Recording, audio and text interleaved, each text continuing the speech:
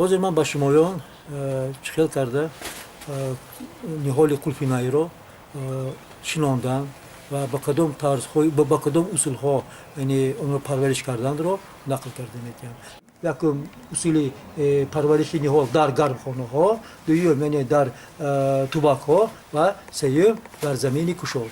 من حاضر چیزی که میبینیم در گرمخانه ها در کدام فصل شناندن نهال رو یعنی بودن ممکن است. یعنی در گرمخانه ها در فصل تیرما زمین سرگزار رو تیار کرده نهال رو شناندن ممکن است. در گرمخانه ها دوام زمستان آنها گل کرده یعنی به حاصل هم در آمدنش هم ممکن است.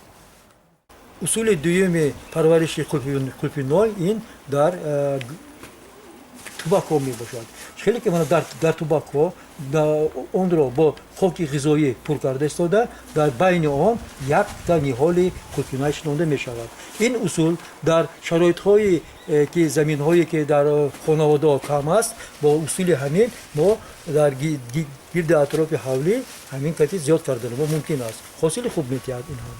نوع سوم پرورش نهال قلپینای در زمین های کشاد می باشد. چطوری که در زمین ها جویک ها پهمیش تا 40-45 سانتی متر پاو گرفته شده از دو طرف پاو ما میتوانیم هر یک 25-30 سانتی متر با یک تا نهال شنونیم. دوم قطارش رو مانند شخبت مانند یعنی بین آنها با جای کرده شدن ممکن است. این اصول یکی از اصول های بهتری در زمین های کشاده باشد.